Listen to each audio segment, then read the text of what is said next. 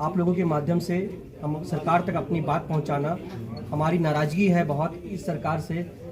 पिछले 1 सालों से हम लोग इसके पीछे पड़े हुए हैं कि ये स्टार्टअप पॉलिसी धरातल पर आ जाए। आपने स्टार्टअप पॉलिसी बना दी है, इसे धरातल पर लागू करना बहुत ज़रूरत है। इसके अभाव में शहर के सारे उद्यमी, राज्य के सारे उद्यमी अन्य राज्यों में नामित हो रहे हैं, वहाँ पे जाके अपने आप को स्टैब्लिश कर रहे हैं। इससे पूरे राज्य का विकास अवरुद्ध है और ये स्टार्टअप इतनी इम्पोर्टेंट एक्सपेक्ट को कैसे नज़रअंदाज कर रही है ये सरकार, इससे हम लोग बहुत क्षुब्ध हैं। तो मेरा आग्रह यही है कि आप लोग इसको मजबूती से बात पहुंचाएं, सरकार तक बात पहुंचे कि यथाशीघ्र ये स्टार्टअप को भी मुख्य धारा से जोड़ा जाए। इसके उद्यमियों को भी एक अलग पहचान दी जाए। झारखंड में इतने अच्छे आइडियाज़ हैं, इतने अच्छे उनका विचार है, उनको आगे प्रोत्साहित किया जाए और उन्हें आगे बढ़ने का मौका दिया जाए। और चेंबर हर समय सरकार के साथ और उद्यमों के साथ खड़ा है, दोनों के बीच में एक कड़ी के रूप में काम करता है और करता रहेगा। धन्यवाद। बहुत जल्द से जल्द करना होगा। आज 9 वर्ष हो गए देश भर में स्टार्ट हुए स्टार्टअप को, और झारखंड में हम लोग अभी भी पॉलिसी को लागू नहीं करवा पाए हैं।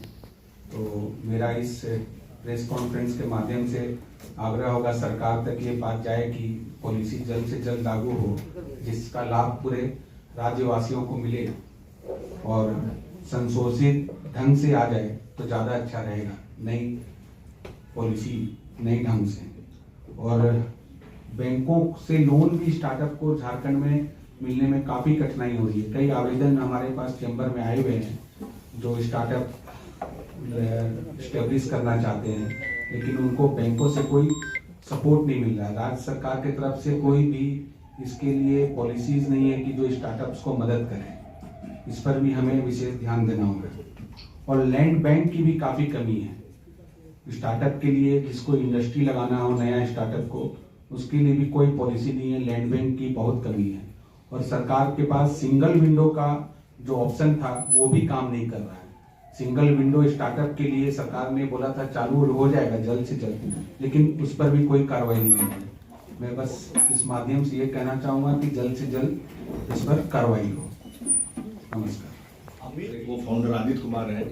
स्टार्टअप को देख करके ही हमारा आदित्य जी जो विदेश की नौकरी करते थे और हम लोग 2019 में वापस आए यहाँ पर, अच्छा माहौल और अच्छी स्टार्टअप पॉलिसी को देख करके, और एक startup Pureish Dairy Foods Private Limited नाम की हमने शुरू की। और अभी मैं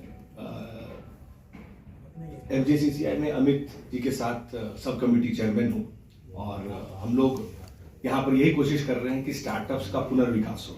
आपको मैं अपने कंपनी का उदाहरण के साथ जोड़ना चाहता हूँ। 2019 में जब 107 स्टार्टअप सेलेक्ट हुए थे, और उस समय वो स्टार्टअप नए थे और 500 से 600 लोग को रोजगार दे रहे थे। मेरी कंपनी में उस समय मात्र 6-7 लोग काम करते थे। आज 5 साल हो गए, हमारा आदित्य ने विपरीत माहौल में भी आज अपने स्टार्टअप को जिंदा रखा और 150 से ज्यादा लोग हमारे यहाँ काम करते हैं। और आज अगर वो 100 स्टार्टअप आज जीवित होते सारे के सारे, तो आप सोच सकते हैं कि हम 150 हैं, तो कोई अगर एवरेज 100 भी निकालें तो 10 से 12 हजार युवा आज बहुत अच्छे रोजगार को पा रहे होते। आज क्योंकि ये प्रेस कॉन्फ्रेंस थोड़ी शॉर्ट नोटिस में हुई, कुछ लोग अभी आ रहे हैं, वो कौन से स्टार्टअप है, आप बहुत आश्चर्य करेंगे। वो सारे स्टार्टअप थे जो 2019-20 में झारखंड में स्थापित हुए, यहाँ पर अपनी पांव रखी, और 2022-2023 के आसपास में अपने दम तोड़कर उड़ीसा चले गए, बंगाल चले गए, और आज वो लोग वहां बहुत खुश हैं। ये हमारे वो शर्म की बात है कि हमारे युवा जो यहाँ पर अपने अच्छी नौकरियों को छोड़ करके यहाँ पर अपने व्यापार को शुरू किए, रोजगार दिए, वो अपने स्टार्टअप को यहाँ से चले गए। तो जितने लोगों को आज काम पे रखा था वो लोग तो आज बेरोजगार हो गए। ये सरकार की विफलता है, हमारे इकोसिस्टम की विफलता है कि हम लोग उनको संजो के रख नहीं पाए। और जहां बाकी राज्य, आज के रिपोर्ट में आप देखेंगे कि महाराष्ट्र नंबर 1 है, जहां पर 45,000 से ज्यादा स्टार्टअप है, और हमारे झारखंड में स्टार्टअप शायद इतने हैं जो आप उंगलियों में गिन सकते हैं। तो इतना अलग व्यवहार क्यों, जब एक ही देश है, एक ही राज्य है, एक ही राज्य में सब कुछ, और हमारी पॉलिसी बनती जा रही है। आज आप सरकार से पूछेंगे, हम लोग अक्सर लेटर के माध्यम से, ज्ञापन के माध्यम से कई प्रयास कर रहे हैं, लेकिन हर बार यही जवाब मिलता है, बस अब 15 से 20 दिन में आपको बहुत अच्छी खुशखबरी मिलने वाली है। ये 15 से 20 दिन कब आएगा, ये हम लोग 2020 से लेकर 2025 पे आज खड़े हैं, हम लोग वो 15 दिन के इंतजार में ही लगे हुए हैं। ऑफिसर आ रहे हैं, बदलते जा रहे हैं, कभी बोला जाता है कि नहीं आज अगले ऑफिसर आएंगे, कभी अब ABVL Atal Bihari innovation lab जो बना है उसके नए CEO रिक्रूट होंगे, नई व्यवस्था कायम हो गई, उनकी नई चाबी खोली जाएगी। ये सारी आई थिंक अब मुझे लगता है कि ये समय आ गया है जब हम लोग इसको एक आंदोलन के रूप में लें। और युवा, आज मैं काफी कॉलेजेस के इनोवेशन कमेटी में, आज आप जानते होंगे कि हर एक कॉलेज में एक इनोवेशन सेल हो गया है जहां पर एक स्टार्टअप को होना जरूरी है। मैं रांची के 4-5 कॉलेजों के इनोवेशन कमेटी के बोर्ड मेंबर हूं। वहां पर जब मैं युवाओं से बात करता हूं तो उनके पास आइडियाज बहुत अच्छे हैं। हम लोग सब जानते हैं कि रांची में कॉलेजेस में बहुत अच्छे विद्यार्थी पढ़ते हैं, बहुत अच्छे मार्क्स लाते हैं, बहुत अच्छे कंपटीशन में करते हैं, लेकिन उनको जब स्टार्टअप की बात आती है तो वो स्टार्टअप करने के बाद वो बोलते हैं सर मैं तो बैंगलोर जा रहा हूं, मैं ये जा रहा हूं, तो मैं बाहर जा रहा हूं। तो ये स्थिति यहां उत्पन्न ऐसी क्यों हुई है? ये उत्पन्न इसीलिए हुई है क्योंकि यहां पर ना उनको इन्वेस्टर से एक्सेस है, ना इकोसिस्टम है, ना आज सरकार की तरफ से कोई ग्रांट है, ना कोई पॉलिसी है। तो और ये वही युवा है जिनको सरकार चाहती है कि पलायन ना हो।